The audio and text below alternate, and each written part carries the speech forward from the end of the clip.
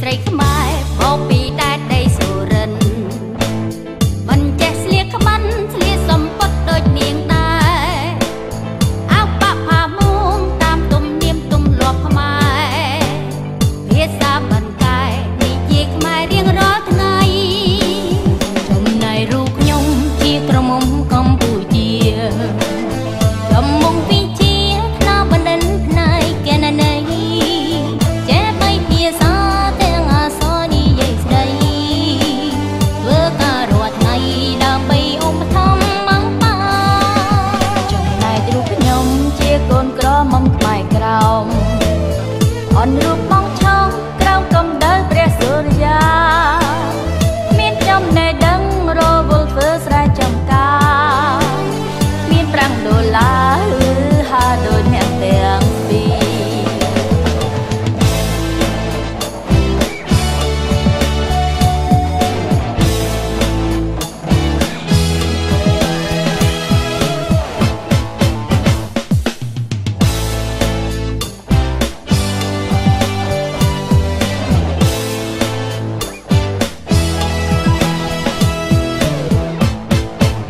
យើងជាកូនខ្មែរត្រូវតែចេះស្រឡាញ់គ្នា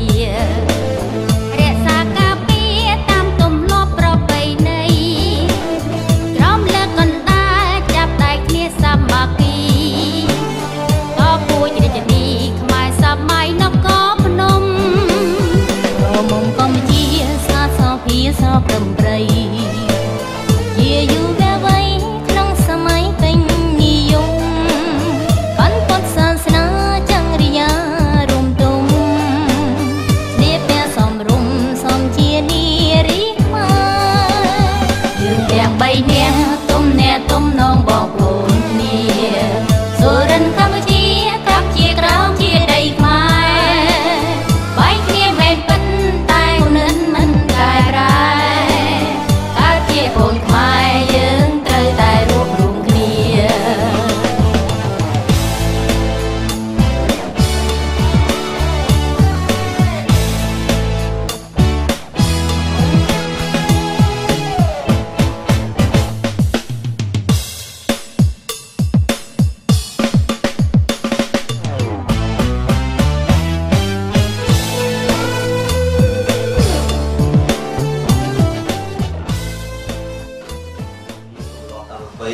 ដូច្នេះបងប្អូននឹងស្ដាប់លោកមាសហើយនឹងថ្វាយបង្គំបករណាគុណចាស់ព្រះអង្គឲ្យបានស្មើគ្នាណាឥឡូវចាប់ដើមកាយវន្តនីកាយវន្តនីអរគុណបងប្អូនថ្វាយបង្គំបានល្អណាចឹងស្ថិតនៅក្នុងឱកាសនេះខ្ញុំករណាសូមអនុញ្ញាតគណៈធិបតីមួយលើក៏ដោយបករណាគុណម្ចាស់ព្រះអង្គក៏ទុកដូចជាគណៈកម្មការសមាជិកសមាជិកាដែលមានប្រវត្តិមានវត្តមាននៅក្នុងឱកាសនេះពិធីប្រគេនអាហារូបករណ៍ពិធីប្រគេនជូននិងអាហារូបករណ៍ដល់សាមណេរនិស្សិតខ្មែរកម្ពុជាក្រោមថ្ងៃទី9ខែកក្កដាឆ្នាំ2012ពីគោរពវិញ្ញាណក្ខន្ធនៃសាមណេរវីរបុរសពពៈវីរបុរស3នមស្ការបរតនត្រ័យ4កិច្ចស្វាគមន៍កម្មវិធី5របាយការណ៍សង្ខេបអំពីដំណើរការនៃសម្ព័ន្ធសាមណេរនិស្សិតខ្មែរកម្ពុជាក្រោម6របាយការណ៍ប្រាក់ចំណូលនិងចំណាយដោយធរញ្ញិតទី6ប្រកាសឈ្មោះសាមណេរនិស្សិតដែលត្រូវទទួលអាហារូបករណ៍ទី7យោបល់ចាប់អារម្មណ៍តំណាងសប្បុរសជនទី8យោបល់ចំណាប់អារម្មណ៍តំណាងសាមណេរនិស្សិតដែលទទួលអាហារូបករណ៍ទី9យោបល់ចំណាប់អារម្មណ៍របស់ក្រុមប្រឹក្សាពិបាលទី10យោបល់ចំណាប់អារម្មណ៍តំណាងគណៈកម្មការត្រួតពិនិត្យនិងស៊ើបអង្កេតទី11ពិធីប្រគេនជូននិងចែកជាអាហារូបករណ៍ទៅដល់សាមណេរនិស្សិតនិងនិស្សិតទី12ជូនបានថ្លែងអំណរគុណដល់សប្បុរសជនទី13ការវាយតម្លៃនិងលើអង្គពិធីដោយព្រះប្រធានទី14កិច្ចផ្សាយមេត្តាធម៌ជាកិច្ចបញ្ចប់កម្មវិធីដូច្នេះនៅក្នុងឱកាសនេះកិច្ចជួបជុំគណៈកម្មការក៏ទុកដូចជាសមាជិកសមាជិកានៃសម្ព័ន្ធសាមណេរនិស្សិត និស្សិតខ្មែរកម្ពុជាក្រោមដែលយើងប្រព្រឹត្តទៅថ្ងៃទី29ខែកក្កដា2012ថ្ងៃនេះបានរំលងផុតទៅសូមអនុញ្ញាតដេចប្រគុណម្ចាស់គោរពព្រះអង្គដើម្បីធ្វើកិច្ចគោរពនមស្ការចំពោះគុណបរតនត្រ័យទៅតាមកិច្ចប្រវេណីនៃនគរព្រះពុទ្ធសាសនាទីគណៈអធិបតីនៅក្នុងពិធីនៃពិធីអង្គប្រជុំនៅក្នុងវេលាគ្រានេះដើម្បីគោរពបទនមស្ការទៅតាមកិច្ចប្រវេណីដោយសង្ខេបណាសូមរត់នេះ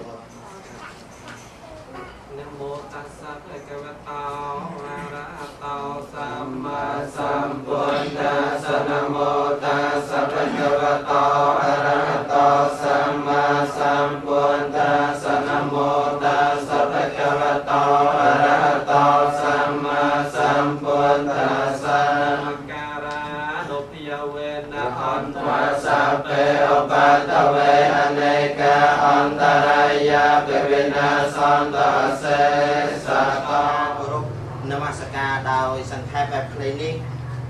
ខ្ញុំប្រកាសណាអង្គអាត្មាភាពក៏សូមអរតនីនិមន្តព្រះគុណម្ចាស់គោរពព្រះអង្គមួយលើទៅដោយសមាជិកសមាជិកាយុវនិស្សិតគ្រប់រូបទីជាកិច្ចគោរពដួងវិញ្ញាណក្ខន្ធនៃបុព្វវីរៈសមណៈបុព្វវីរៈបុរសដែលបានពលីកាយថ្វាយជីវិតជាបុព្វហេតុភាព30វិនាទីជាស្ងៀមស្ងាត់ជាសក្ខីកម្មមួយបញ្ជាក់ថាប្រកាសណាព្រះគុណម្ចាស់ក៏ព្រះអង្គមួយលើទៅដោយសមាជិកសមាជិកាបងប្អូនយុវនិស្សិតគ្រប់រូបបង្ហាញអំពីសន្តានចិត្តគោរពនៅវីរភាពដ៏អង្អាចនៃបុព្វវីរៈសមណៈមកសូមអរតនីប្រកាសករណាព្រះគុណម្ចាស់ក៏ព្រះអង្គមួយលើទៅដោយសមាជិកសមាជិកាបងប្អូនគ្រប់រូបសម្រួលព្រះអរិយាបថនិងអរិយាបថ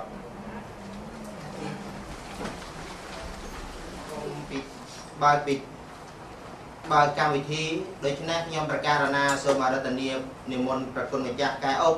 ដែលជាអនុប្រធានទី1នៃសម្ព័ន្ធសមានានិស្សិតខ្មែរកម្ពុជាក្រោមដើម្បីក្រោកឡើងគោរពស្វាគមន៍កម្មវិធីណា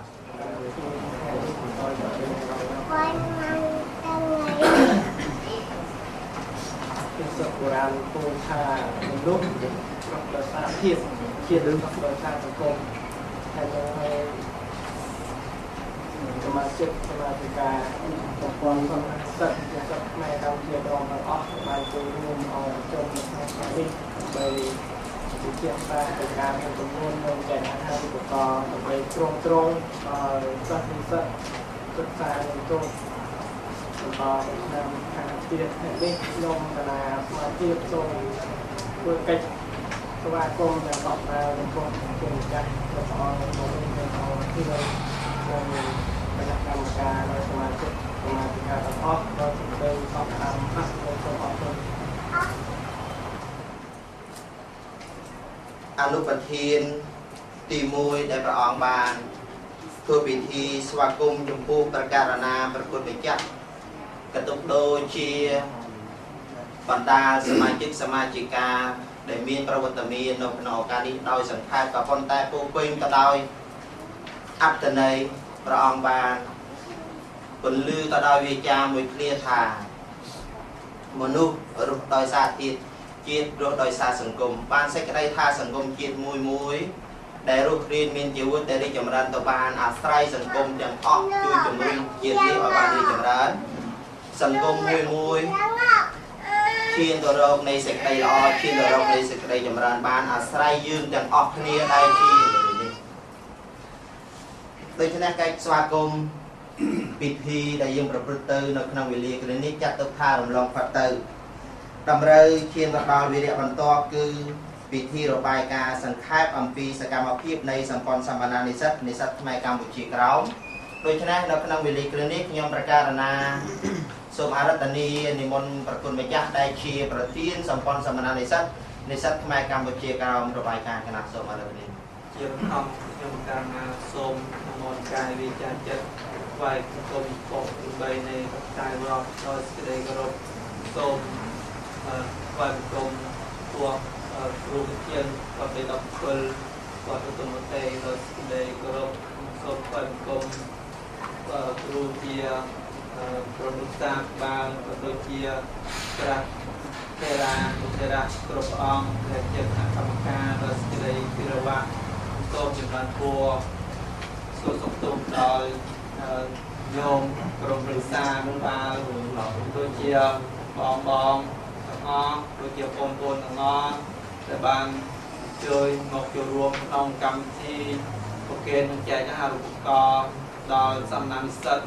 នៅឆ្នាំ2012នេះដោយសេចក្តីរាប់អានដូច្នេះខ្ញុំបកករណាមកភាពសូមធ្វើសេចក្តីរាយការណ៍អំពីសកម្មភាពរបស់បងសំណាក់និស្សិតខ្មែរកម្ពុជាក្រមដោយសង្ខេបចាប់តាំងពីអាណត្តិទី1រហូតមកដល់បច្ចុប្បន្នបាយការណ៍ពីការផ្ដល់អាហារូបករណ៍ដល់សំណាក់និស្សិតសម្ព័ន្ធសំណាក់និស្សិតខ្មែរកម្ពុជាក្រមបានកាត់ឡើងជាផ្លូវការនៅថ្ងៃទី21ខែមិថុនាឆ្នាំ2002ក្នុងទស្សនវិស័យដើម្បីអភិវឌ្ឍធនធានមនុស្សនិងគោលបំណងរួមចំណែកក្នុងការកសាងសង្គមជាតិសម្ព័ន្ធសំណាក់និស្សិតខ្មែរកម្ពុជាក្រមបានដំណើរការនៅកិច្ចការរបស់ខ្លួនបាន4អាណត្តិទី1ចាប់ពីថ្ងៃទី21ខែមិថុនាឆ្នាំ2002ដល់ថ្ងៃទី15ដុល្លារឆ្នាំ2005មានរដូវចក្រគុណយាមណាជាប្រធាននិងអាណត្តិទី2ចាប់ពីថ្ងៃទី16ខែតុលាឆ្នាំ2005ដល់ថ្ងៃទី28ខែធ្នូឆ្នាំ2008មានរដូវចក្រគុណចៅសាងជាប្រធានអាណត្តិទី3ចាប់ពីថ្ងៃទី29ខែធ្នូឆ្នាំ2008ដល់ថ្ងៃទី30ខែតុលាឆ្នាំ2011មានរដូវជាប្រគុណច័ន្ទសុផាតជាប្រធាននិងអាណត្តិទី4ចាប់ពីថ្ងៃទី31ខែតុលាឆ្នាំ2011រហូតដល់បច្ចុប្បន្នគឺខ្ញុំបកករណាអាត្មាភាពប្រនាមយកតារាជាប្រធានសម្ព័ន្ធសំណាក់និស្សិតខ្មែរកម្ពុជាក្រមបានធ្វើសកម្មភាពប្រមូលផ្ដុំរវាងសមណៈនិស្សិតដែលមានដើមកំណើតខ្មែរកម្ពុជាក្រមសិក្សារៀនសូត្រផ្សព្វផ្សាយវប្បធម៌និងប្រពៃណីរបស់ខ្លួនពិសេសទៀតនោះយើងបានខិតខំស្វែងរកជាអាហារូបករណ៍ប្រគេននឹងជូនដល់សមណៈនិស្សិតដែលកំពុងសិក្សានៅក្នុងដល់ឆ្នាំ2012នេះសម្ព័ន្ធសំណាក់និស្សិតខ្មែរកម្ពុជាក្រមចំនួន8អង្គឆ្នាំ2008មានសំណាក់និស្សិតចំនួន9អង្គឆ្នាំ2009មានសំណាក់និស្សិតចំនួន12អង្គឆ្នាំ2010មានសំណាក់និស្សិតចំនួន5អង្គឆ្នាំ2011មានសំណាក់និស្សិតចំនួន10អង្គដោយឡែកនៅឆ្នាំ2012នេះមានសំណាក់និស្សិតចំនួន13អង្គសរុបសំណាក់និស្សិតទាំងអស់ដែលបានបញ្ជូនទៅសិក្សានៅប្រទេសថៃចំនួន57សំណាក់ដែលក្នុងនោះមានសំណាក់និស្សិតចំនួន6អង្គនិងនិស្សិត2នាក់ហើយក្នុងការផ្ដល់អាហារូបករណ៍នេះក្នុងមួយអង្គមួយនាក់ទទួលបានបច្ច័យចំនួន$250ពាក្យទានថាវិការឧបត្ថម្ភគ្រប់គ្រងដល់កិច្ចការរបស់សម្ព័ន្ធសំណាក់និស្សិតផ្នែកកម្ពុជាក្រមការឧបត្ថម្ភនេះពិតជាមានតម្លៃមិនអាចកាត់ថ្លៃបានព្រោះជាទង្វើមួយដ៏ប្រសើរបានចូលរួមចំណែកក្នុងការបណ្ដុះបណ្ដាលធនធានមនុស្សហើយការកសាងធនធានមនុស្សគឺជាការចូលរួមកសាងប្រទេសជាតិជាពិសេសសូមឲ្យទទួលបាននៅពរទាំងឡាយ4ប្រការគឺអាយុវណ្ណៈសុខៈពលៈ8គ្រៀងផ្លែកឡើយសូមអរគុណសូមអរគុណនៃសម្ព័ន្ធសមណៈនិស្សិតខ្មែរកម្ពុជាក្រមដំណើរការតាំងពីដើមរហូតមកដល់ពេលនេះដូច្នេះខ្ញុំប្រកាសណាសូមអរគុណជាប្រព្រឹត្តដូច្នេះតម្រូវកម្មវិធីជាបន្ទាប់ខ្ញុំប្រកាសណានឹងសូមអញ្ជើញអង្គពិធីទាំងមូលស្ដាប់នៅពិធីរបាយការណ៍អំពីប្រាក់ចំណូលសម្រាប់អាហារូបករណ៍ទៅដោយព្រះអង្គហេរញ្ញិកគឺព្រះអង្គពៅសុខឿដូច្នេះខ្ញុំប្រកាសណាសូមអរតនីព្រះអង្គនិមន្តឡើងដើម្បីរបាយការណ៍ណានេះក៏ប្រកាសពីសូមថ្វាយបង្គំព្រះទេរានុទេរៈគ្រប់ព្រះអង្គសូមចម្រើនពរដល់ខ្ញុំទាំងអស់បងនិស្សិតសិក្សានិស្សិតទាំងអស់ដែលកំពុងអប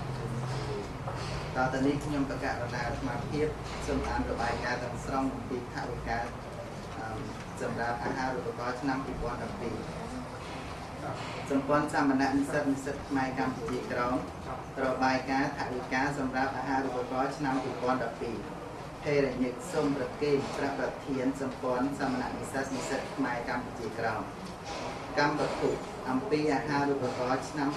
2012សេចក្តីដែលបានចែងក្នុងកម្មវត្ថុខាងលើខ្ញុំប្រកាសរណាមានកិត្តិយសសូមប្រគេនព្រះប្រធានជ្រាបថាប្រជ័យទទួលបានការឧបត្ថម្ភសម្រាប់អាហារូបករណ៍របស់សប្បុរសជននៅក្រៅប្រទេសមានដូចខាងក្រោម 1. លោកសូដាតាយាវ៉ាន់សេងនិងក្រុមគ្រួសារនៅប្រទេសសិង្ហបុរីចំនួន$1,500ក្នុងនោះសម្រាប់ទ្រទ្រង់$500 2. ឧបាសិកាស៊ុនម៉ូលីនិងកូនប្រុសស្រីព្រមទាំងចៅនៅទីក្រុងសានហូសេរដ្ឋកាលីហ្វ័រញ៉ាសហរដ្ឋអាមេរិកចំនួន$500 3.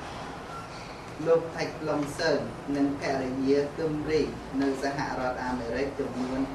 $300ក្នុងនោះ$50សម្រាប់ឧបត្ថម្ភដល់សិស្សនិស្សិតវត្ត17វត្តបទុមវតី 4. ញោមស្រីសឿនគឹមថានិងកូនប្រុសស្រីនៅសហរដ្ឋអាមេរិកចំនួន$300 5. គ្រួសារញោមកែវយីនៅសហរដ្ឋអាមេរិកចំនួន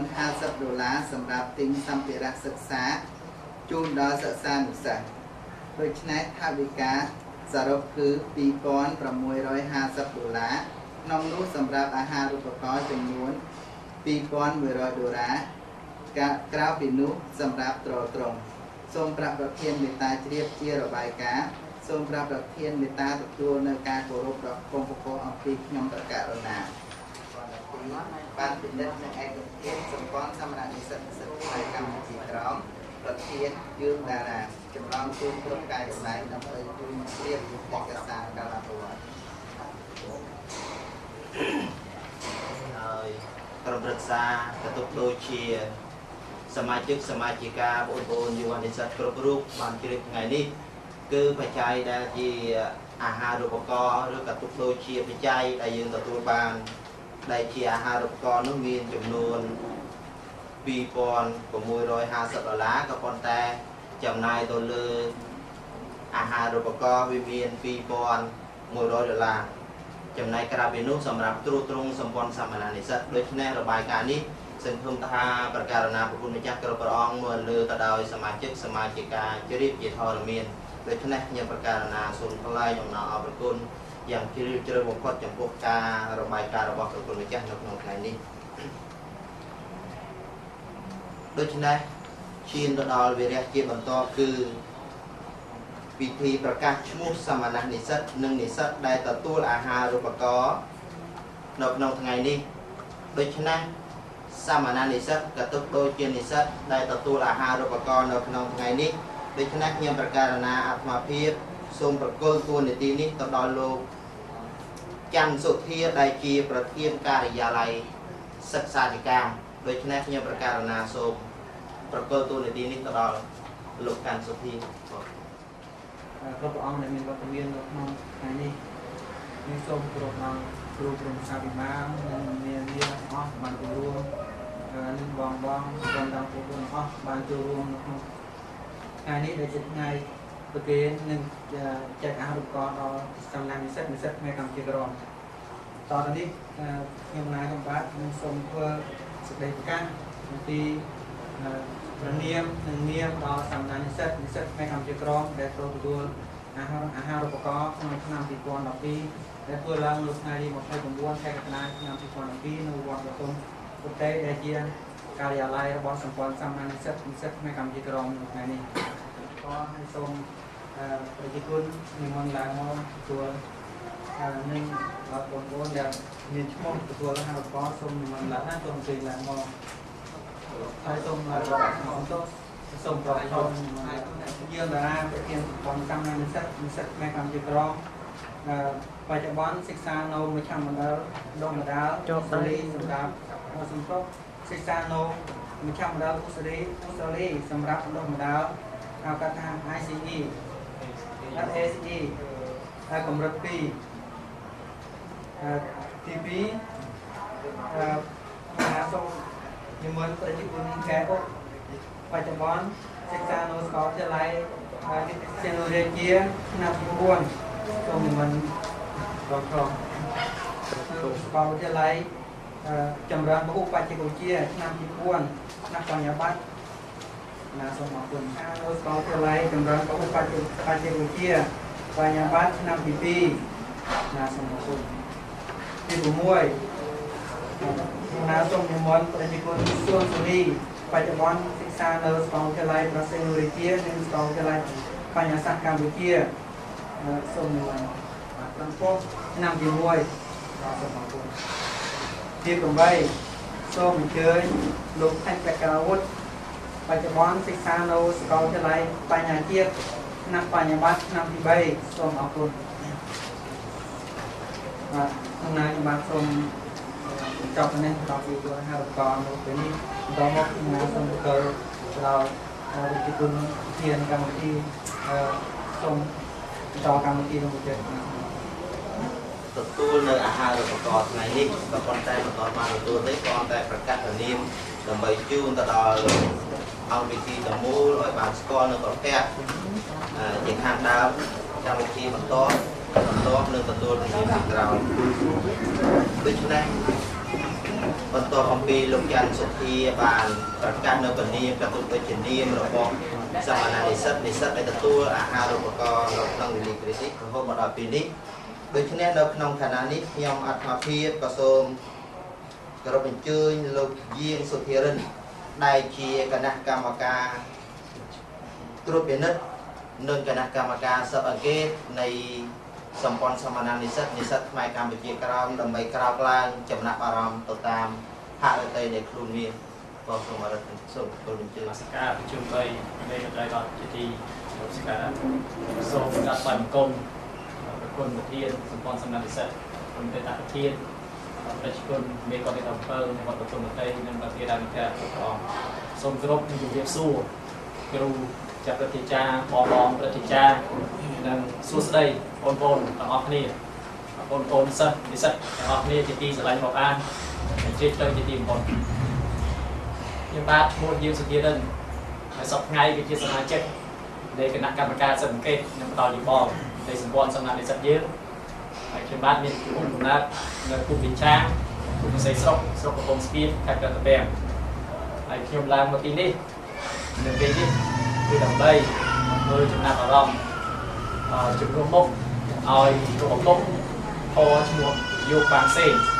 និងអ្នកម្ដាយខឈ្មោះតៃស៊ីវគៀមគឺជាសង្ហបុរីហើយថ្ងៃនេះជាការសោកស្ដាយខុសពីឆ្នាំមុនដែលក៏បានចូលរួមជាមួយពួកយើងទាំងអស់គ្នានៅថ្ងៃនេះជាបឋមម្ដងខ្ញុំក៏សូមពំនាំនៅពាក្យតាមសួរសុខទុក្ខនិងហឫទ័យនឹកអាល័យរបស់ក្រុមគ្រួសាររបស់ម្ដាយផងខ្ញុំនៅសង្ហបុរីជួនចំពោះប្រជាជនគ្រប់ព្រះអង្គពូហើយនិងបងប្អូនសិស្សនិស្សិត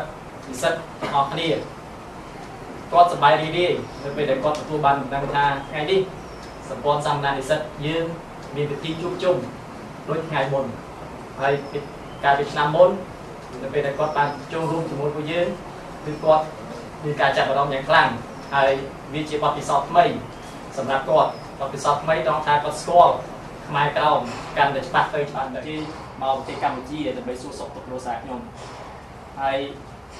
ជាឱកាសនោះខ្ញុំក៏មានចិត្តដើម្បីណែនាំគាត់ឲ្យស្គាល់ខ្មែរក្រោមបានកាន់តែច្រើនហើយម្យ៉ាងវិញទៀតក៏មានគោលបំណងចំគោលដៅដែលសម្ព័ន្ធសាមណនិស្សិតយើងកំពុងតែធ្វើហើយគោលដៅនោះគឺពុំទីចំណាប់អារម្មណ៍គាត់ដើម្បីជួយហើយនៅពេលដែលគាត់មកគាត់បានដើម្បីបង្កជាធម្មទាននេះគឺដើម្បីឧទ្ទិសកុសលដល់លោកតាតៃយ៉ុងសេងលោកតាតៃយ៉ុងសេងជីដូនតៃយ៉ុងសេងគាត់គឺជាឪពុកបង្កើតរបស់ម្ដាយធម៌របស់ខ្ញុំតា ដែលគាត់ទៅទទួលបានពាណិជ្ជកម្មនាពេលកន្លងនៅពេលនេះអញ្ចឹងធម្មទាននេះគឺដើម្បីឧទ្ទិសដល់វិញ្ញាណក្ខន្ធរបស់ជីដូនអ្វីត្បិតតែតែខាងឪពុកម្ដាយខ្ញុំគាត់យល់ថាទឹកប្រាក់$1000នេះគឺវាតិចតួចស្រួលស្ដាប់ណាស់ក្នុងការជួយនេះប៉ុន្តែអ្វីដែលគាត់រំពឹងហើយគាត់សង្ឃឹមពីការជួយខំគ្រប់គ្រងហ្នឹងគឺគាត់សង្ឃឹមយ៉ាងមុតមុតថាថ្ងៃអនាគតអ្វីដែលគាត់រំពឹងចង់ឃើញនោះគឺគាត់គិតថាខ្មែរក្រមអនាគតអាចជួយខ្មែរក្រមបានអញ្ចឹងអ្វីដែលគាត់ចង់បានចង់ឃើញពីខាងសម្ព័ន្ធយើងហ្នឹងគឺថាសិស្សនិស្សិតដែលទទួលបានអាហារូបករណ៍នៅពេលនេះនឹងក្លាយទៅជាសសរស្តម្ភរឹងមាំរបស់សម្ព័ន្ធសាមណនិស្សិតខ្មែរកម្ពុជាក្រមយើងទៅថ្ងៃអនាគតនិយាយបែបផ្សេងមានន័យថាគាត់ចង់ជួយខ្មែរក្រមឲ្យខ្មែរក្រមចេះជួយខ្លួនឯងនិងអាចជួយខ្លួនឯងទៅថ្ងៃអនាគតនេះគឺជាក្តីរំពឹងរបស់គាត់ទៅថ្ងៃអនាគតហើយខ្ញុំនៅចាំពាក្យសម្ដីដែលគាត់បានពីម្ដាយខ្ញុំគាត់ថាយើងកើតជាមនុស្សទោះបីជាស្ថិតនៅក្នុងភាពទុក្ខលំបាកយ៉ាងណាក៏ដោយយើងមិនត្រូវលះបង់ដាច់ខាតនៅពណ៌សប្បុរសក៏បញ្យល់ថាយើងកើតមកជាមនុស្សបើយើងមានលុយកាក់ច្រើនមានទុនធានច្រើនបើយើងអាចជួយសង្គមយើងតាមមធ្យោបាយផ្សេងៗជាច្រើនបើយើងមានលុយយើងមានបញ្ញាយើងអាចចូលរួមចំណែកផ្ដល់ជាគំនិតផ្ដល់ជាបញ្ញាដើម្បីឲ្យដំណើរការងាររបស់សង្គមយើងដំណើរការទៅមុខបើសិនបើយើងគ្មានទាំងលុយគ្មានទាំងបញ្ញាយើងអាចចូលរួមតាមរយៈកម្លាំងចុះនិយាយថាចូលរួមអង្គុយស្ដាប់គេក៏ជាការចូលរួមចោលឃើញនៅថ្ងៃអនាគតចេញពីសម្ព័ន្ធសន្តិនិស្សិតសិស្សខ្មែរកម្ពុជាក្រមយើងហើយខ្ញុំមានអ្វីច្រើននេះខ្ញុំគិតថាអ្វីដែលខ្ញុំលើកឡើងនេះគឺវាជាចំណុចគោលចំគោលដៅដែលពុកម្ដាយគាត់មានប្រសាសន៍ហើយជាចុងបញ្ចប់ខ្ញុំសូមឲ្យជួបប្រទះតែសេចក្តីសុខហើយនឹងទទួលបានជោគជ័យនៅក្នុងជីវិតសិក្សានិងសម្រេចបាននៅគោលដៅដែលខ្លួនចង់បានរៀងៗខ្លួននិងសូមប្រកបតែពុទ្ធពរទាំង4ប្រការកបីរៀងទៀតឡើយបាទសូមឲ្យឪពុកម្ដាយគាត់បានយល់អំពីអ្វីដែលខ្ញុំកំពុងតែនិយាយនៅពេលហ្នឹងព្រោះឲ្យគាត់ចេះខ្មែរហើយគាត់ចេះភាសាអង់គ្លេសនិងភាសាចិនតែខ្ញុំបាច់និយាយចិនព្រោះខ្ញុំចេះចិនមកបាទអញ្ចឹងបើសិនហើយជាព្រះអង្គអតីតប្រធានវត្តលោកចេះចិនព្រោះលោកសម្បូរទាំងសយើងអាចឲ្យលោកនិយាយចិនSo I would like to speak English and I like to translate what I have just said in Khmer. And the purpose of speaking English is to allow my parents, my foster parents in Singapore to understand what I am talking and to understand the purpose of what we are doing here today. First of all, I'd like to let all you know that last year, when my foster parents visited my family in Cambodia, and thus I had the opportunity to bring them to UKKBS in order to introduce them to the president of UKKBS. After a short discussion between the president and my parents, we have achieved evident result, and the result is that my parents were willing to contribute to have the UKKBS $1,000 per year for 4 years in a row. And last year, they already contributed $1,000 in order to help and to provide scholarship to our students. And this year, they continue to contribute another 5,000. But in addition to the 5,000 that they have contributed in order for scholarship, to put for the triple gym, which means that for the Buddha, for the Sangha, and for the Dharma. And this $500 contribution is in the purpose of providing dedication recently in order to dedicate to his spirit, and hope that he will rest in peace in the heart of Nirvana. I also like to, as a representative of my parents, I like to quote some of my parents' words and their expectation from what they are having, the UKKBS. The expectation is that they are having the Khmer Krom in order for them to have themselves, which means that which means that all the students and Buddhist monks, Khmer Krom Buddhist monks, who are receiving the scholarship today, in the future, my parents like to see they will become a pillar, a strong pillar for the UKKBS in the future, which means that after they get successful from what they want, they already achieve their goal. All the Buddhist monks, all the Buddhist students, and all the students who get scholarship today, be successful in life, be successful in education, and wish them to achieve all the goals that they like to get in the future. Thank you very much. គុណយ៉ាងធំធេងបំផុតចំពោះលោកយាងសុធិរិនដែលតំណាងឲ្យលោកពុទ្ធដែលមិនបានជួយមកនៅក្នុងឱកាសនេះក៏ប៉ុន្តែទោះបីជាលោកយាងគួងសេងដែលជាឧបករណ៍របស់លោកយាងសុធិរិនដែលមិនបានជួយមកក្តីក៏ប៉ុន្តែគោលបំណងនៃការវិភាគទានគោលបំណងនៃការឧបត្ថម្ភនៅទឹកប្រាក់$1,500 ចំពោះសម្ព័ន្ធសាមញ្ញនិស្សិតខ្មែរកម្ពុជាក្រោមដូច្នេះប្រការណាប្រគុណម្ចាស់គ្រប់ព្រះអង្គក៏ទុកដូចជាអង្គពិធីទាំងមូលបានយល់ជ្រួតជ្រាបហើយអំពីគោលបំណងរបស់គាត់មុននឹងគាត់បរិច្ចាគនៅថវិកា$1,550នេះដូច្នេះខ្ញុំប្រការណាអាត្មាភាពក៏សូមថ្លែងអំណរអគុណយ៉ាងធំធេងបំផុតចំពោះសន្តានចិត្តរបស់លោកយាងសុធិរិនដែលពំនាំនៅគោលបំណងរបស់លោកឪពុកខដែលចែកចាយទៅអង្គពិធីទាំងមូលឲ្យបានជ្រាបនៅក្នុងឱកាសនេះសូមថ្លែងអំណរអគុណយ៉ាងខ្លាំងកម្មវិធីបន្ទាប់គឺ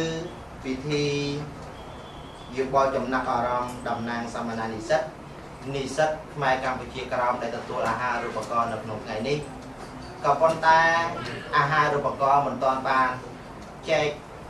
តដៃរបស់សាមញ្ញនិស្សិតនៅឡើយក៏ប៉ុន្តែទោះបីជាយ៉ាងណាក៏យើងមាននាមរួចទៅហើយដូច្នេះខ្ញុំប្រកាសណាចង់ដឹងថាមុននឹងប្រកាសណាប្រគុណម្ចាស់ទទួលនៅអាហារូបករណ៍ក៏ទុកដូចជាមានគោលបំណងយ៉ាងណាបន្ទាប់ពីទទួលអាហារូបករណ៍ដែលផ្ដល់ជូនអំពីសម្ព័ន្ធសាមញ្ញនិស្សិតខ្មែរកម្ពុជាក្រោមដូច្នេះសូមអារាធនាប្រគុណម្ចាស់គ្រប់ព្រះអង្គក៏ទុកដូចជាពិធីទាំងមូលស្ដាប់នៅពិធីចំណាប់អារម្មណ៍តំណាងសាមញ្ញនិស្សិតក៏ទុកដូចជានិស្សិតដែលទទួលអាហារូបករណ៍នៅក្នុងថ្ងៃនេះដូច្នេះនិស្សិតដែលតំណាងឲ្យសាមញ្ញនិស្សិតដែលទទួលអាហារូបករណ៍នៅក្នុងវេលានេះគឺប្រគុណម្ចាស់កែអុកដែលជាអនុប្រធានទី1នៅក្នុងជួរគណៈកម្មការនៃសម្ព័ន្ធសាមញ្ញនិស្សិតខ្មែរកម្ពុជាក្រោមដូច្នេះខ្ញុំប្រកាសណាសូមអារាធនាប្រគុណម្ចាស់ដើម្បីគោរពឆោឡើងបញ្ចេញជាទស្សនៈយកឃើញយ៉ាងណាបន្ទាប់ពីទទួលអាហារូបករណ៍នៃសម្ព័ន្ធសាមញ្ញនិស្សិតខ្មែរកម្ពុជាក្រោមខ្ញ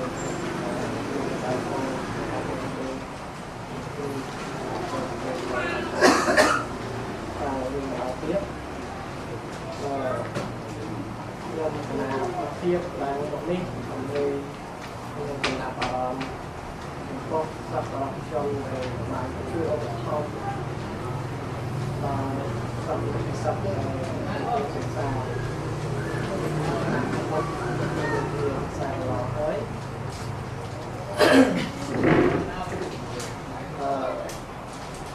ទស្សនៈរបស់អាសមាសាពុទ្ធបានតែថាមានក្របប្រមាថអ្វីប្រសើរជាងគុណធម៌ហើយចង់វាស់ថានោះល្អឬអាក្រក់វាស់ដោយគុណធម៌មិនមែនវាស់ដោយពណ៌បំបល់កាយគឺអស់ពុះទៀតមានទេគ្រប់និមិត្តគ្រប់រូប មានជាដំណក់ទឹកគ្រឿងមួយសម្រាប់ទៅតក់មកលើរុក្ខជាតិដែលបងប្អូននៅការខ្វះខាតឬក៏គ្រឿងក្រោះ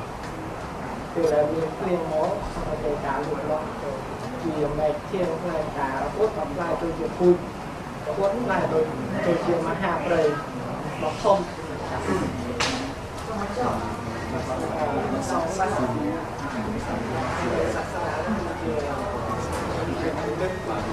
ជាតិមួយតាមក្នុងជាតិដោយពុទ្ធដល់នេះខ្ញុំណាជាតិសូមផ្លែអស់ពលពួកតាមរកចំណាស់អស់យកប្រកាន់ដល់ពលរបស់សម្មាសម្ពុទ្ធទាំងឡាយពលការគឺអាយុបំណាស់សុខៈបលានិងសម្បត្តិទាំងឡាយ3គឺសម្បត្តិមនុស្សសម្បត្តិទេវតាសម្បត្តិអាហារអស្ចារ្យសម្បត្តិរកចំណាស់អស់ប្រាថ្នានៅពលណាឬក៏សម្បត្តិណានោះសូមបានសម្រេចដោយសេចក្តីបំណងអស់ប្រាថ្នាដើម្បីគឺឡើយសូមអនុមោទន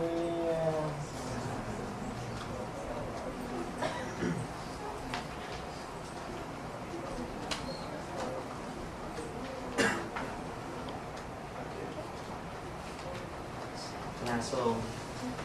អរគុណយ៉ាងកក់ក្ដៅជាពលឹកចំពោះសដានចិត្តដែលផុសចេញអំពីក្រអៅវេដងសិក្សាអំពីសំណាក់ព្រះគុណម្ចាស់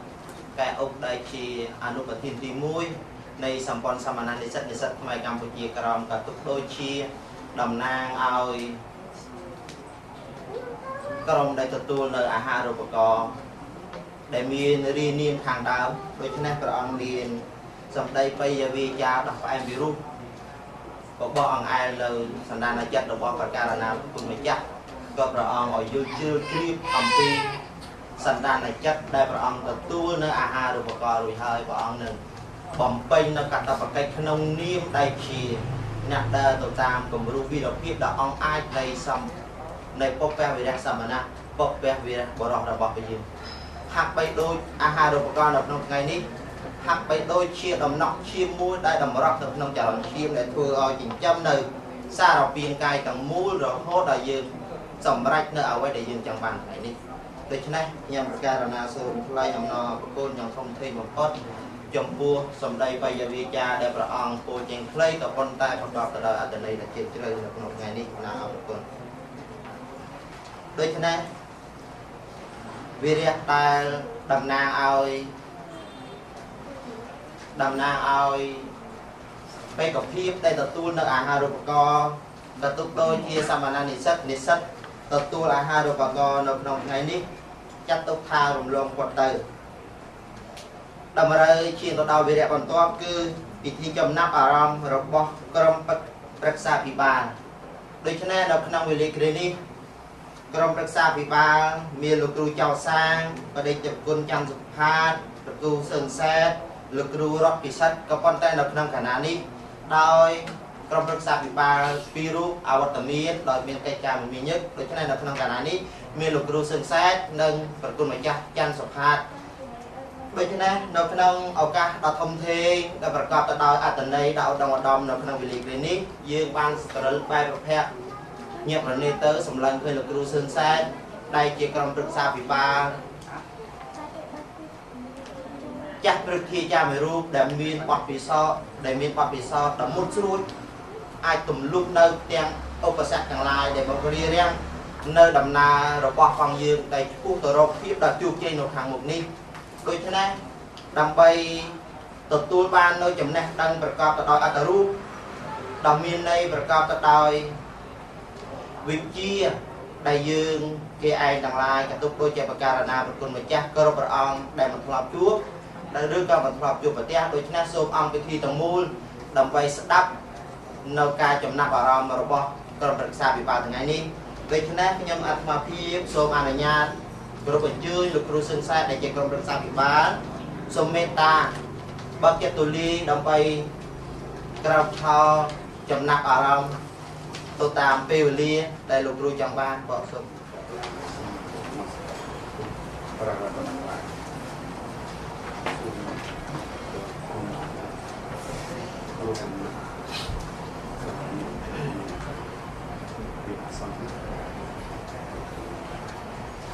លឺចូលលឺ ជា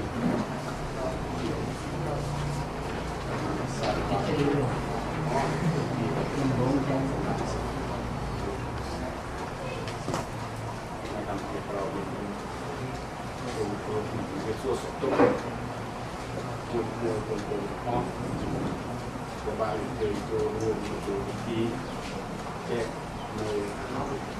ជំនដល់សំណាក់សិទ្ធិក្នុងកម្មវិធីរបស់ខាងនេះមុននឹងរៃរាប់នៅចំណាប់អារម្មណ៍ពីសូមជម្រាបដល់គុំបានដែរថាដូចជាគុំបានបាទของแต่นี้ខ្ញុំชื่อมูซูไซด์ពីមុនធ្វើជាប្រធានសមាគមការពារសង្គមមេកម្មជាប្រមគឺ7ឆ្នាំនោះក៏យើងក្នុងរយៈពេលនោះក៏បានធ្វើជាគណៈកម្មការនយោបាយអង្គការខុំប្រែតតាំងពីឆ្នាំ1900និងឆ្នាំ2000 còn buồn lời cao của bài mà cùng mai cầm chia rồi còn với sự kỹ như mình làm thì gọi kia được sang đi vào oi xin con xong là rất mai làm chia rồi mình miền break cho nó ra được chứ này tam ca sẽ đáp vài ca của bạn đại cung thiên vì taการสกัดมุขีแบบยืนมีการดำนาการอีกติ๊กตัวจะยืดตัวตามจุดเฮียนสอบตัวตามบอมเด็กผู้สาวตัวบอมสิ่งก่อนสำคัญเอาไว้ในสำคัญคือยืนจ้องยุยตัวอย่างน่ะเอาการอภิวัตทำขึ้นนุ๊กตัวแบบสุดเย็นยืนเนียนมุมน้องจังเอาสบายเหตุการณ์น้ำมุ้ยแต่ยืนเนียนแล้วเทียบกันครบมุมน้องมันน่าอยู่นั่นมันตายไปจุ๊บผมไปน้องตาเหมือนคือถ้าบอสันที่ยังไอเมียนรักเทียบการแต่งงานยังไอหนึ่งตัวปักโต้หกปีก็เราไปช่วยดอสำนักนิสิตแม่กำเทียบร้องคือเกี่ยกำวิธีจะมองปักรถสุพรรณสำนักนิสิตเยอะคนแต่โดยเกี่ยองวิธีของยังกำเทียบเลยเช็คการดอไม่กำจีกรมเดี๋ยวจีมนุษย์เกียรติโดยเคลียร์เฮ้ยลูกบริจาคเงินคอนเทียนเราไปบอกไปเงินกลุ่มรูในกรรมวิธีของยืนนิดนุ๊กคือเก็บการของยืนตัวบ้านสมัยก่อนเนี่ยซึ่งยิงจอบนี่จนส่งแรงโนสิเดียวนอออกรุ่นยืนจุกผมพัดบกสปอร์ตจากหนุ่มน้องเต็กทางหนุ่มเราเต็กในบ้านทองตอเกียร์ฮารุกอจากเกียร์ตาลิกาตัวตรงต่อสปอนสำนักสัตว์ยืนเดี๋ยวไอ้เมียนตามเกียร์พูดแบบนี้ไอ้หนึ่งส่วนจุนปอลูกสปอร์ตเป็นฮอกบ้านกอบโดยแต่งติดสัตว์มีอยู่แล้วพูดคือตุกปอคุณกาเรืออยู่บนหนักสักการละผมแต่งสิ่งที่ปออยโอนมวยจีนเซ็กในคุณออกแต่องค์การตะกูลโนฮาวก่อนที่ส่งองค์การสมัยยุคยัยเป็นบริบูรณ์ของใบตอกหันไปลูกรู้ซึ่งแซ่บในจีกรมปรึกษาพิบาลบาน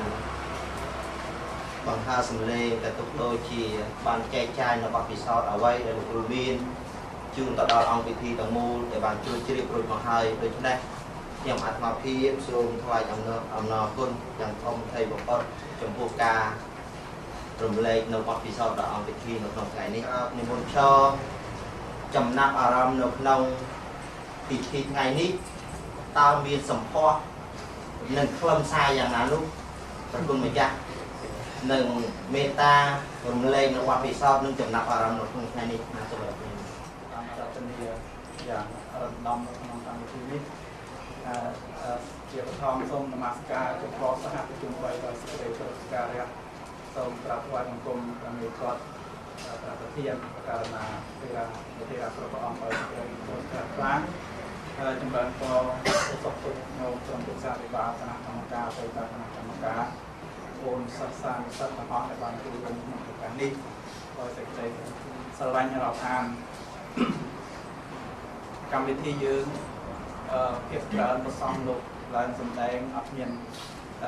យ៉ាក់ដៃស្វាគមន៍ជាងនោះធ្វើឲ្យកម្មវិធីស្ងប់ស្ងាត់ល្អមែនទែនហូតដល់អ្នកខ្លះស្ងប់ស្ងាត់ដល់មុខក៏មានដែរអូនកាត់មុខអញ្ចឹងហើយយកក្រោយដល់តែប្រែដល់ឲ្យប្រសំឡើងនិយាយក៏ត្រូវផ្ទះដៃដែរដើម្បីឲ្យកម្មវិធីញាក់ឲ្យមុខហើយរនេះទៅតាមនៅកាមេរ៉ាបែរទៅក្រោយមកយើងត្រូវធ្វើម៉េចកើតកម្មវិធីនោះឲ្យញញឹមស្រស់ដើម្បីពិធីក៏និយាយរូបរាងប៉ុន្តែរូបរាងនៅតែផ្នែកទឹកព្រិចដែរជាដំបូងខ្ញុំកណាក្នុងនាមជាក្រុមប្រឹក្សាវិបាលហើយក៏ជាអតីតប្រធានសម្ព័ន្ធសមាជិកសិទ្ធិដែលបានដឹកនាំមុខការងារនេះសម្លងហើយថ្ងៃនេះពិតជាមានសេចក្តីសំណោះរីករាយនិងសប្បាយយ៉ាងត្រៃលែងដោយបានឃើញនៅកម្មវិធីដែលព្រះអង្គប្រធានព្រមទាំងគណៈកម្មការថ្មីបានកំពុងធ្វើដំណើរទៅតាមវាគាដែលរៀបចំរបស់យើងបានកាប់ខ្លាការព្រៃពីដើមមកពុះពៀនៅរកប្រសាទជាច្រើនរហូតដល់ថ្ងៃនេះដែលយើងមានកិច្ចការធ្វើទៅបីជាมันមានសន្ទុះលឿនក៏ដោយប៉ុន្តែដំណើរយើងនៅតែបន្តទៅមុខយ៉ាងល្អហើយទៅតាមមាគ៌ាដែលយើងចង់បានអង្គការងារតែចាក់ចង់នៅក្នុងឱកាសនេះហើយជាមួយនេះក៏សូមអរគុណផងដែរបងប្អូនយ៉ាងស្ថិរិនដែលបានតំណាងឲ្យក្រុមគ្រួសារនៃសប្បុរសជនជាការពិតព្រោះជាគាត់បានសម្ដែងមាញ់មិញក្នុងឧត្តមប្រទេសគឺគ្រប់គ្រងនៅវិស័យសិក្សារៀនសូត្រអញ្ចឹងពេលដែលគាត់មកដល់កម្ពុជាតាមពិតពេលឆ្នាំហើយនេះគាត់មកទស្សនកិច្ចកំសាន្តជាពិសេសគឺគ្រួសារពួកជារំលែកតែដល់ពេលមកឃើញការងាររបស់យើងនៅទីនេះហើយខ្ញុំកណាសូមលើកយកពាក្យថាវិនិយោគបើយើងនិយាយពាក្យសាមញ្ញការវិនិយោគគឺការពាណិជ្ជកម្មបើភាសាខាងក្រៅពាក្យថាពាណិជ្ជកម្មគឺការលក់ដូរបានចំណេញទាំងអស់ទេពិតមែនក្នុងការរកស៊ីគឺចង់បានចំណេញចង់បានផលប៉ុន្តែมันប្រកាសថាបានផលចំណេញឬបានសម្រេចជោគជ័យទាំងអស់នោះដែរប៉ុន្តែបាក់ហើយយើងស្ដាប់ឮប៉ុន្តែយើងមិនយល់វាស្មើនឹងខ្លងហើយអញ្ចឹងជីវិតយើងម្នាក់បើខ្វះការសិក្សាបើមិនមានវិជ្ជាទេប្រៀបបានដូចជាខ្វះនឹងខ្លងទាំងផ្នែកព្រឹងអញ្ចឹងទន្ទឹមនឹងការសិក្សារៀនសូត្រដែលយើងមានចំណេះវិជ្ជាដោយព្រះអង្គកែអុកលោកបានសម្ដែងជូនថាជីវិតរងអាស្រ័យធាតុឬមនុស្សរងអាស្រ័យធាតុជាតិរងអាស្រ័យសង្គមគឺយើងរកត្រូវតែពឹងអាស្រ័យគ្នាមិនអាចរកជាឯកោបានទេអាណាព្យាបាលក្នុងគ្រួសារអាណាព្យាបាលដឹងថាប្រកបទៅជាមានគ្រួសារហើយថ្ងៃក្រោយម្នាក់គឺយើងខំប្រឹងសិក្សារៀនសូត្រតាមខ្លួនមេងហើយមកថ្ងៃនេះគឺមិនថាបានកំណត់បន្តិចប៉ុន្តែទឹកចិត្តធំធេងរបស់សម្ព័ន្ធសមាជិកសិទ្ធិផ្នែកកម្ពុជាក្រមសង្ឃឹមថាបងប្អូនទាំងអស់នឹងសប្បាយរីករាយពេលដែលបានទទួលនៅអំណរនេះហើយពេលចាប់កម្មវិធីសាននំសាទឹកនៅខាងក្រៅទាំងអស់គ្នាមិនមានជប់លៀងដោយឆ្នាំហើយមានពិធីជប់លៀងដែលមានសំខាន់ប្រធានប្រសំឆ្នាំនេះយើងសង្ខេបឆ្នាំហើយបាន17អង្គនឹងគ្រូតែឆ្នាំនេះយើងបាន8អង្គនឹងគ្រូសង្ខេបយើងទៅការចំណាយ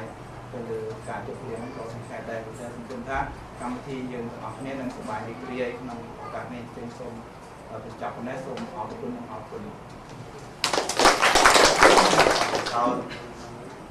ដែលអ្វីដែលខ្លួនមានចែកចាយទៅដល់ប្រការណាប្រគុណម្ចាស់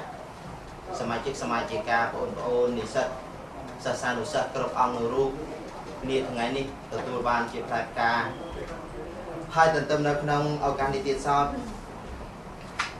ដើម្បីឈានទៅដល់កម្មវិធីជាបន្តគឺពិធីចំណាប់អារម្មណ៍តំណាងឲ្យការអរិយាល័យត្រួតត្រងដូច្នេះសម្ព័ន្ធសាមញ្ញនិស្សិតកម្ពុជាក្រោមដំណើរការរលូនទៅបានក៏អាស្រ័យនៃការអរិយាល័យត្រួតត្រងនេះដែរដូច្នេះនៅក្នុងបច្ចុប្បន្នភាពដោយយើងឃើញលោកបណ្ឌិតខិតចន្ទ្រាដែលគាត់មានវត្តមាននៅក្នុងឱកាសដ៏ឧត្តមនេះដូច្នេះអនុញ្ញាតឲ្យខ្ញុំប្រកាសណាអាត្មាភាពគោរពអញ្ជើញដើម្បីក្រោកឈរចំណាប់អារម្មណ៍នៅក្នុងពិធីដែលចែកចាយពិធីប្រគេននឹងជូនជាអាហារូបករណ៍ទៅដល់សម្ព័ន្ធសាមញ្ញនិស្សិតខ្មែរកម្ពុជាក្រោមថ្ងៃនេះក៏សូមគោរពអញ្ជើញស្ដេច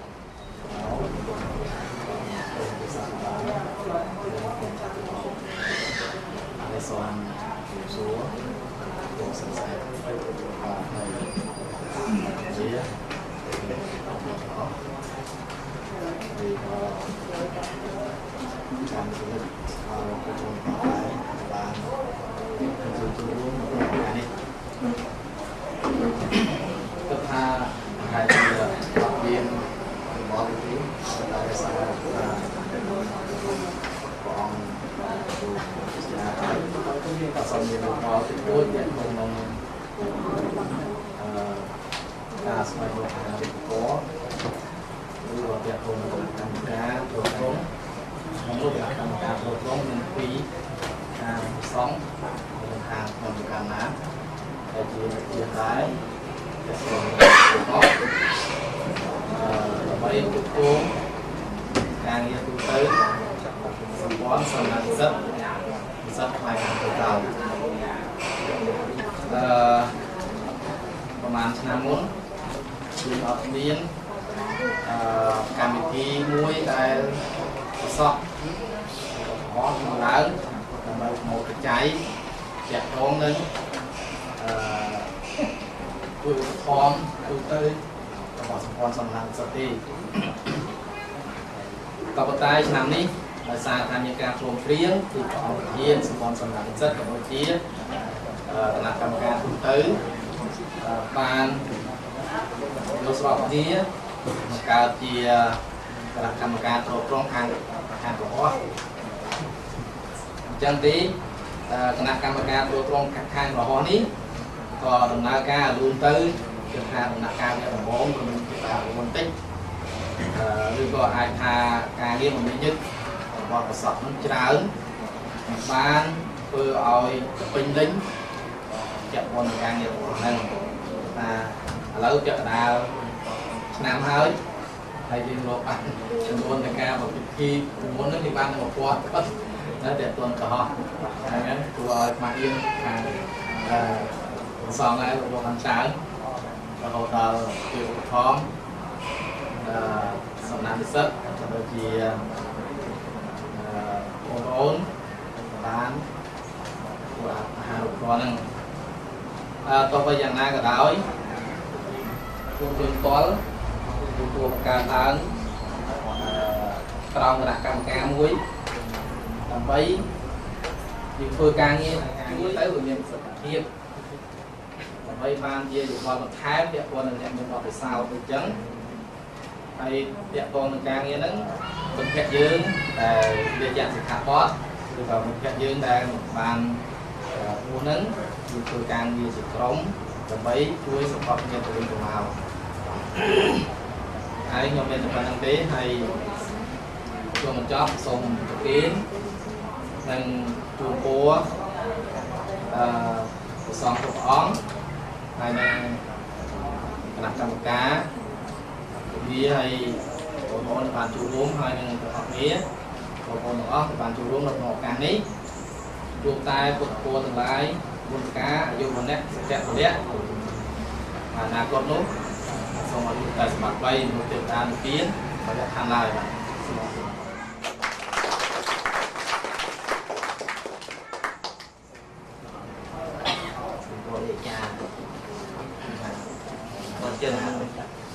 អំណរគុណអង្គធំធេងចំពោះ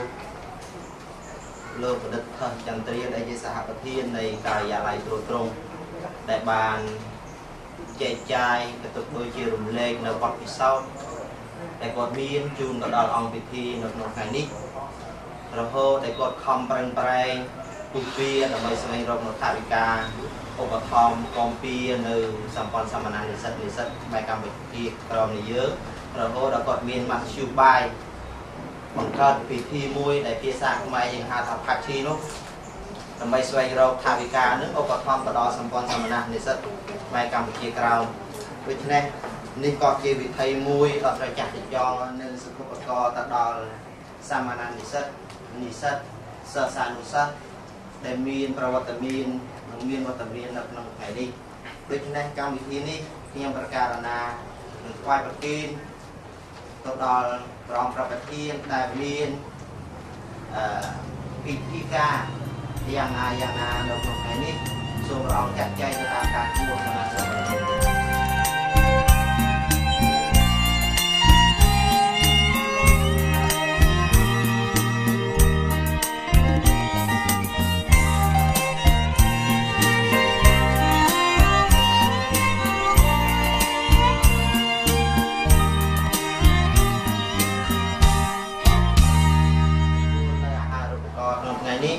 សូមប្រកាសគុណម្ចាស់បងអូននិមន្តទៅឆោខាងមុខដើម្បីងាយស្រួលទៅដល់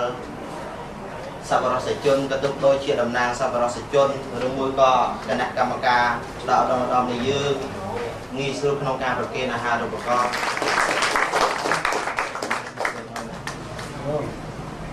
អរគុណទី2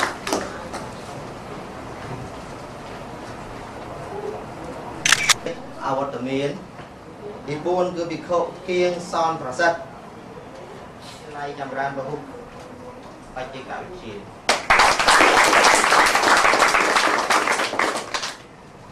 សប្តាហ៍ព្រះអង្គសិក្សាបរិញ្ញាបត្រនៅសាកលវិទ្យាល័យចម្រើនពហុបច្ចេកវិទ្យា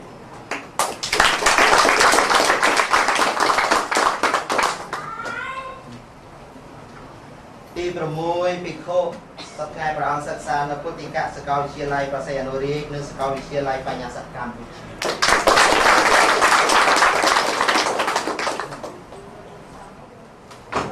ដែលជាអនុប្រធានទី2នៃសម្ព័ន្ធសមានានិស្សិតខ្មែរកម្ពុជាក្រមសប្តាហ៍សិក្សានៅសាកលវិទ្យាល័យជាតិគ្រប់គ្រង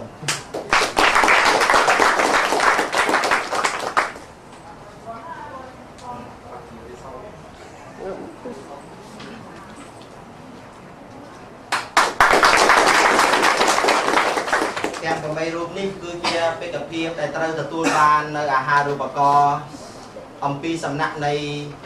សម្ព័ន្ធសមានានិស្សិតខ្មែរកម្ពុជាក្រមទទួលបានដោយរួចរាល់និមន្ត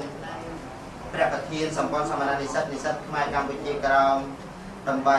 ជូននៅបានថ្លែងអំណរគុណទៅដល់សប្បុរសជនដែលមានប្រសាទសទ្ធាជ្រះថ្លាឧបត្ថម្ភនៅសម្ព័ន្ធសមានានិស្សិតខ្មែរកម្ពុជាក្រមមានថ្ងៃនេះលោកស្រីសុនម៉ាលី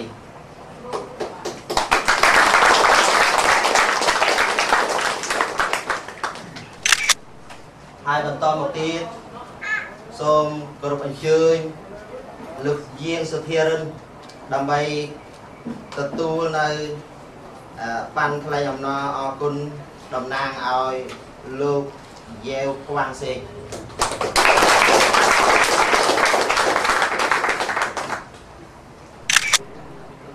ក៏ទុកដូចជាសូមអនុញ្ញាតអរតនីព្រះអង្គប្រប្រធានសម្ព័ន្ធសមានានិស្សិតខ្មែរកម្ពុជាក្រមដដែលដើម្បីជូនជាសិទ្ធិបកទៅដល់សិស្សានុសិស្ស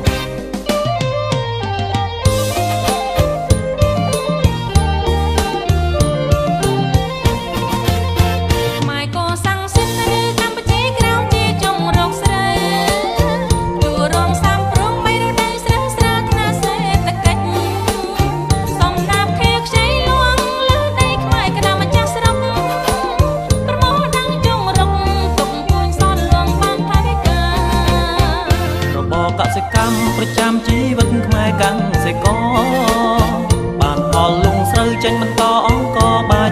ពិសានាងលាក់នាងម៉ៅមិញកុំខ្សាច់កាមលីកាខ្ញីព្រះមេមានតម្លៃចិញ្ចឹមប្រុសស្រីអស់ពេញនគ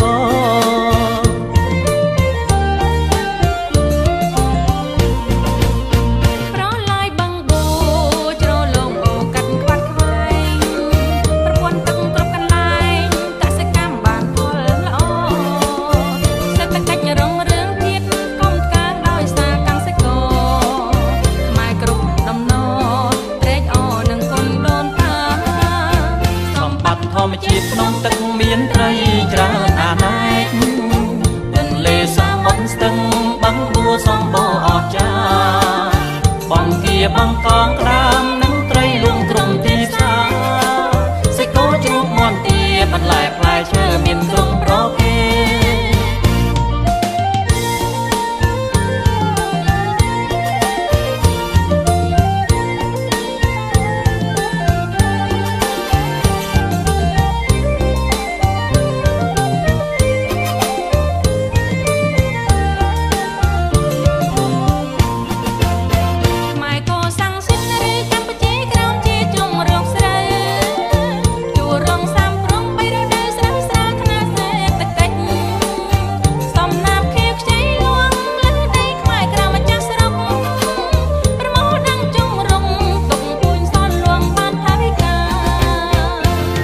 កសិកម្មប្រចាំជីវិតខ្មែរកាន់សេក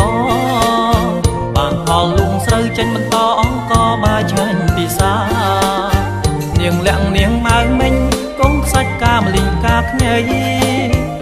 ជួររងសាំប្រងបីរដូវស្រាវស្រាវខ្នាសេដ្ឋកិច្ចសំណាបខៀវខ្ចីលួងលើដីខ្មែរក្រៅម្ចាស់ស្រុក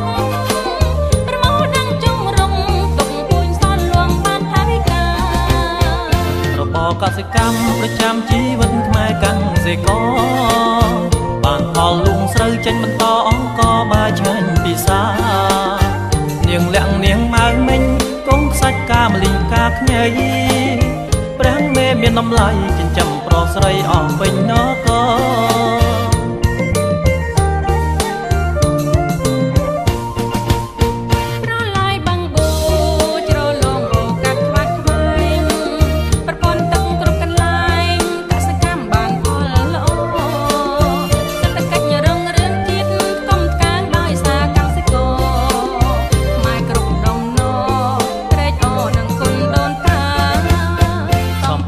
រជាតិក្នុងទឹកមានត្រីច្រើនអាណែកទន្លេសមុទ្រស្ទឹងបឹងបួសម្បូរអស្ចារ្យបងគាបងកងក្រាមនិងត្រីលួងទ្រង់ទីផ្សារសេចក្ដីជួបមន់ទាបន្លែផ្លែឈើមានគ្រប់ប្រភេទ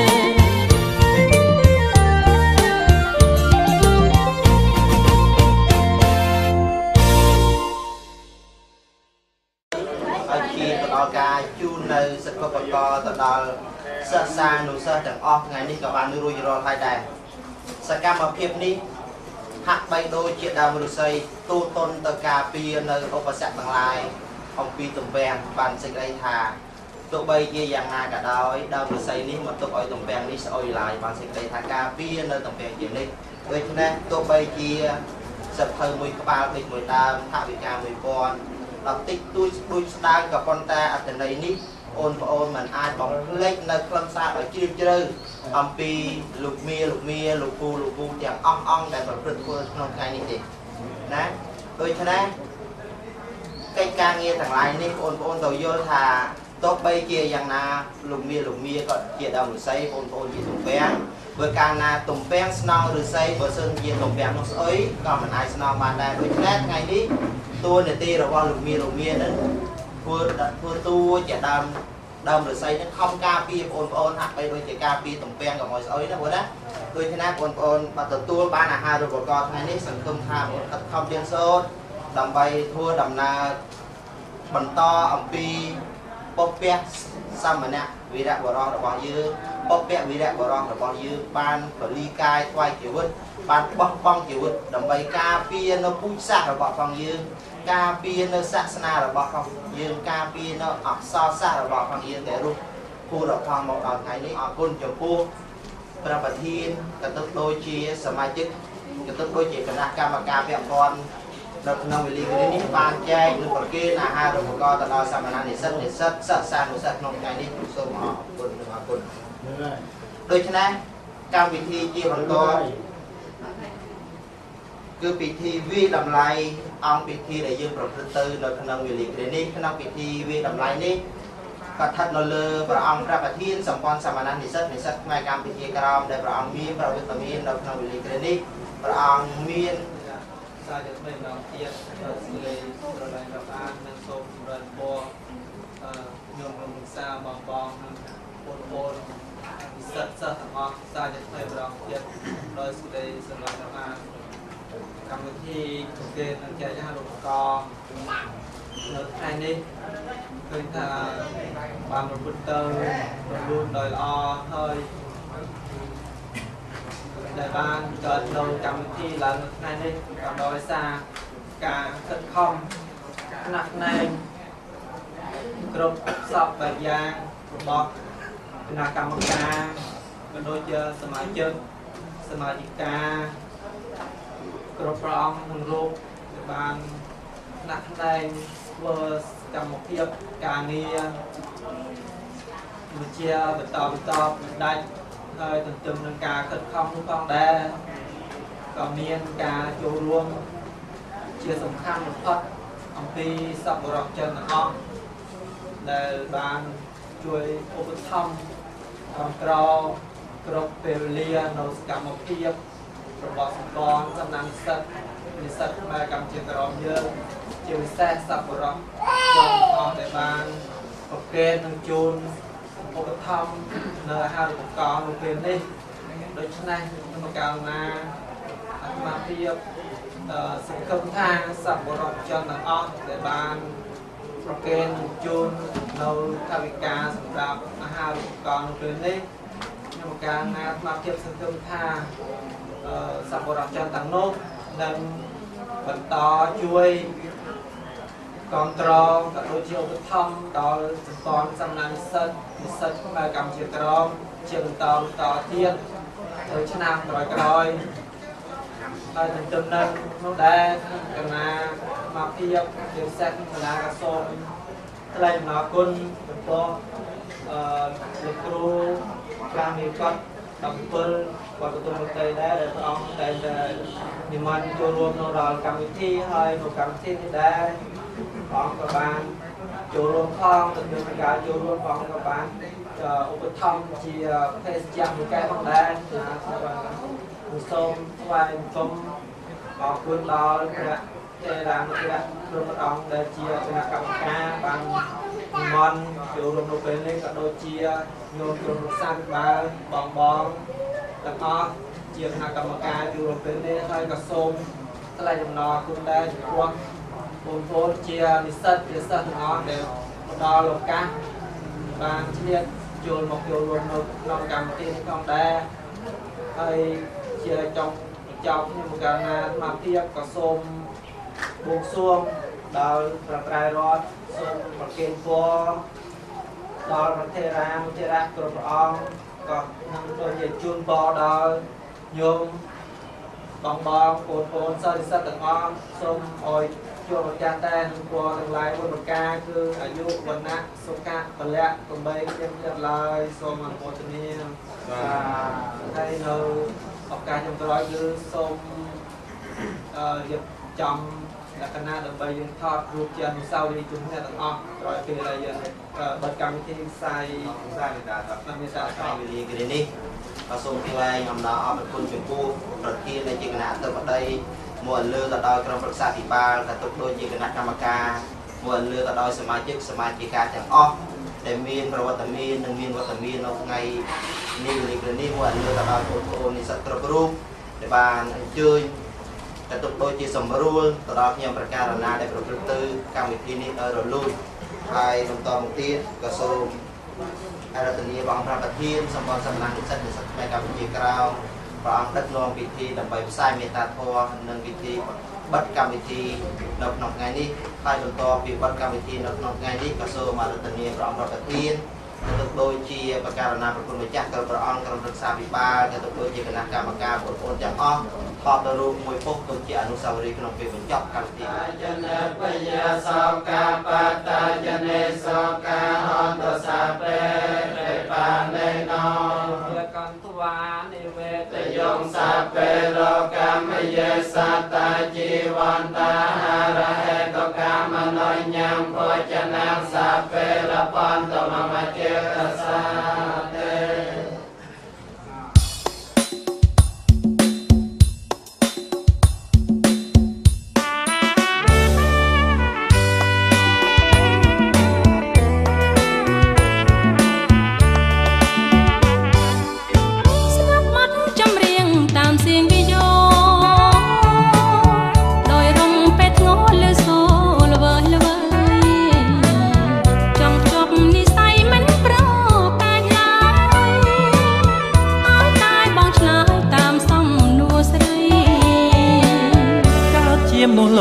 មានជោគវាសនាប្រសាថ្លៃថ្លាប្រាជ្ញាវាងវៃអូនចង់សួរបងពីប្រាថ្នាអ្វីសួរចង់មកថ្លៃតាមចិត្តប្រាថ្នាក្រោមលើកណ្ដាលថ្នាលកម្មនិខិតស្នាមខ្សែលោហិតហូរមកទីណាបើប្រុងបងឆ្លាតឆ្លើយឲ្យឆាប់រាសូមកុំដោះសារប្រាប់ថាមិនដឹងសំណួរអូនសួរងាយជាងបកជែកបរទេសបែងចែកហែកផ្ដាច់ប្រលឹងនៅចុងបញ្ចប់នេះសូមប្រសិទ្ធិពរជ័យមហាសិរីសួស្តីជ័យមង្គលវិបុលសុខជួបនឹងក្រុមគ្រួសារព្រមទាំងអស់លោកស្រីអ្នកនាងកញ្ញានិងបងប្អូនទស្សនិកជនទាំងអស់សូមជួបប្រទះតែសេចក្តីសុខសប្បាយចម្រុងចម្រើនរុងរឿងហើយប្រកបការងារអ្វីផ្សេងសូមឲ្យបានសម្រេចទទួលជោគជ័យដោយក្តីប៉ងប្រាថ្នាគ្រប់ពេលវេលាសូមអរគុណ